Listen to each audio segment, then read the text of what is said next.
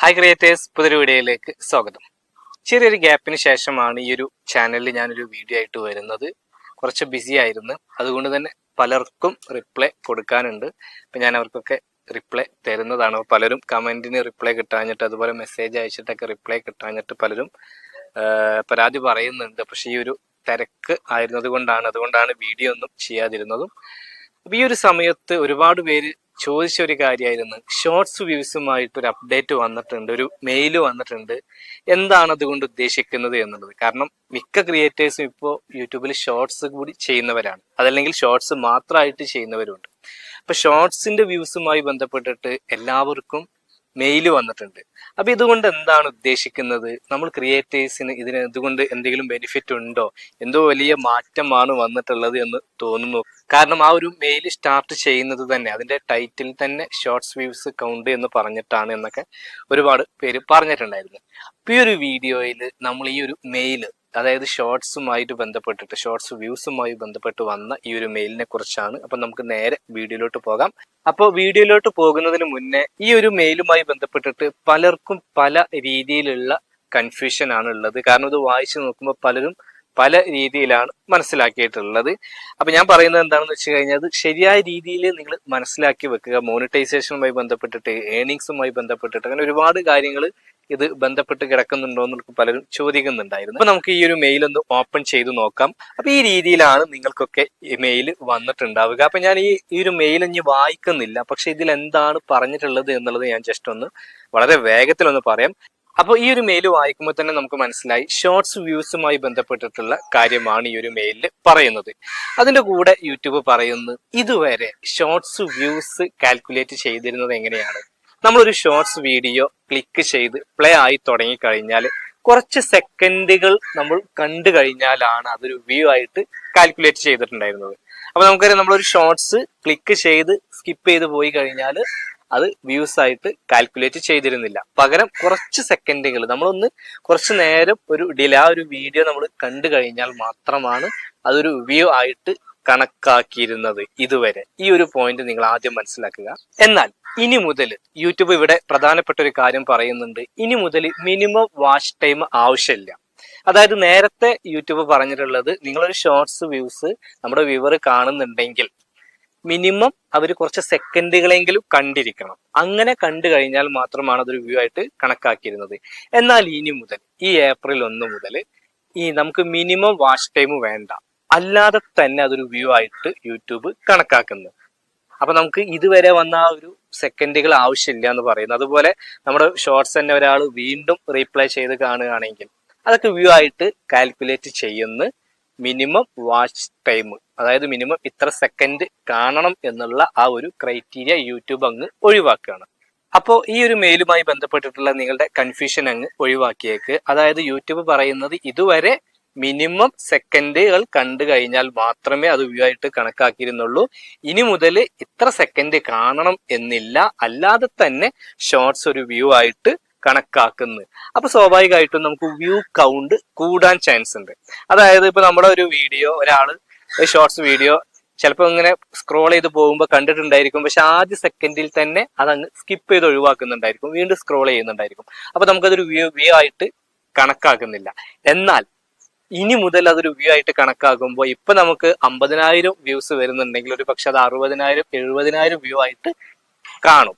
അപ്പൊ നമുക്കത് യൂസ്ഫുൾ ആണ്. അതായത് വ്യൂ കൗണ്ട് കൂടുതലാണ്. ഇപ്പൊ നമുക്കറിയാം, കമ്പയർ ചെയ്യുമ്പോൾ മറ്റ് പ്ലാറ്റ്ഫോമിനെ കമ്പയർ ചെയ്യുമ്പോൾ എപ്പോഴും യൂട്യൂബിൽ ഒരു വ്യൂ കുറവുണ്ട്. ഷോർട്സ് റീൽസിന് കിട്ടുന്ന ആ ഒരു വ്യൂ, ഇൻസ്റ്റാഗ്രാം റീൽസിന് കിട്ടുന്ന വ്യൂസ് നമുക്ക് യൂട്യൂബിൽ കിട്ടുന്നില്ല എന്നൊക്കെ പലരും പറയാറുണ്ട്.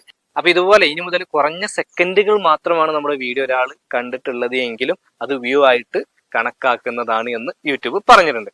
അപ്പൊ അത് ക്ലിയർ ആയി. പക്ഷെ ഇവിടെ നമ്മൾ മനസ്സിലാക്കേണ്ട കാര്യം, അപ്പൊ നമുക്ക് ക്ലിക്ക് സെക്കൻഡുകൾ കുറഞ്ഞതും വ്യൂ ആയിട്ട് വരുന്നുണ്ട്, കൂടുതൽ സമയം കണ്ടതും വ്യൂ ആയിട്ട് വരുന്നുണ്ട്.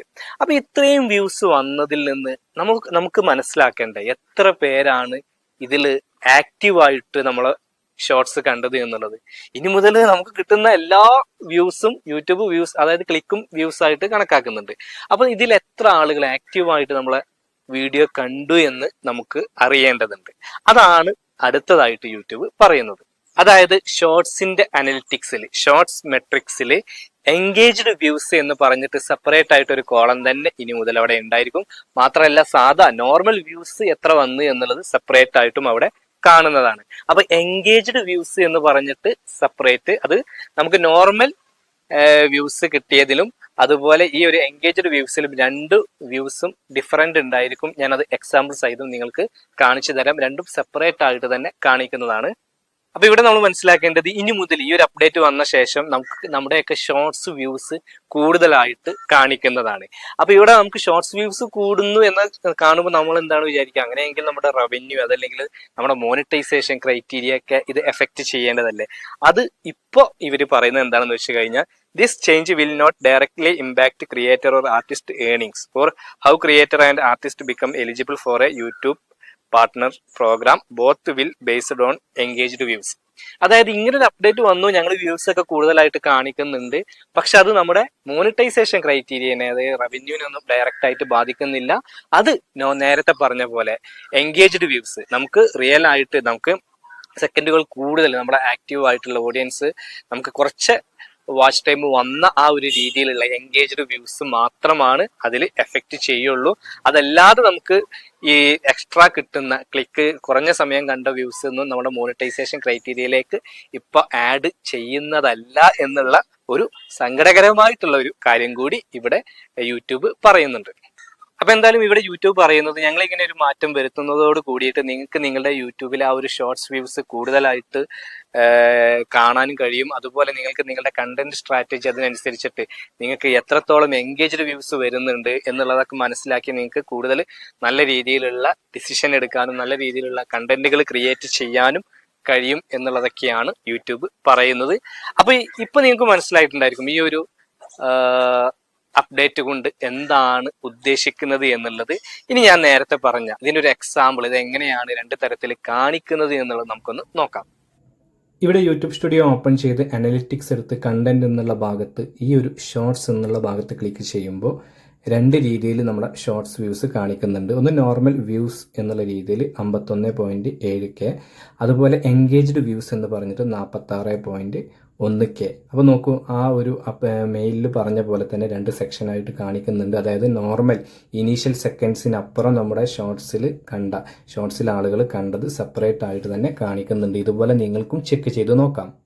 ഇപ്പൊ നിങ്ങൾക്ക് ഷോർട്സ് വ്യൂസുമായി ബന്ധപ്പെട്ടിട്ട് വന്ന ഈ ഒരു മെയിലിനെ കുറിച്ചിട്ടുള്ള ഒരു വ്യക്തമായിട്ടുള്ള ധാരണ ഉണ്ടായിട്ടുണ്ടാകും എന്ന് കരുതുന്നു. അപ്പൊ ഇനി മുതൽ ഇതിനെക്കുറിച്ച് നിങ്ങൾക്കൊരു കൺഫ്യൂഷൻ ആവശ്യമില്ല.